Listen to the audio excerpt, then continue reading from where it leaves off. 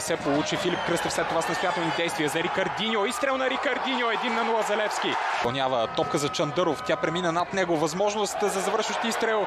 Гредата помогна първо. Игровото предимство, което гостите имат. Ивелин Попов сега. Удар на Ивелин Попов. Топката завършва. Роналдо с шанс за пас. Прекрасна изява на Ханкич. Възможно за Рикардиньо. Гол, Левски повежда 60. Сините се опитват да атакуват по лявото или дясното крило. Сега шанс за сините. 1-0. Вероятно такава е Бюал Бари, който обаче е трайно контузен и от доста време не е трениран наравно със своите съотбори. Илко Пиргов сега трябва да внимава между двама футболисти на Левски. Е поставен Илко Пиргов. Това се... Пас национални към Уелтон, който вече е в наказателното поле. Уелтон с ниско подаване 1-1. 48 и смяна в самия край. Сблъсъка срещу Локомотив. Остава близо до наказателното поле на Пламен Андреев. Уелтон обаче атакува Рикардиньо в наказателното поле. Изстрел на Рикардиньо. Валентин Железов. Рикардиньо се засилва.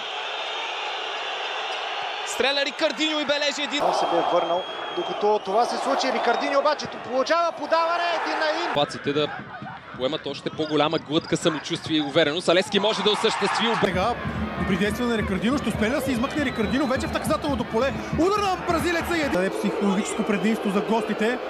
Рикардиньо се засилва, ситни крачки за бразилеца. Удар! Търсене на петия си гол в FBet Лига от началото на сезона. Рикардиньо се засилва, очи в очи с Хоркаш и бележи. Достатъчно добра работа. Юпа Бум, Моду Диане. Рикардиньо способен да създаде проблеми и го прави. Второ попадение.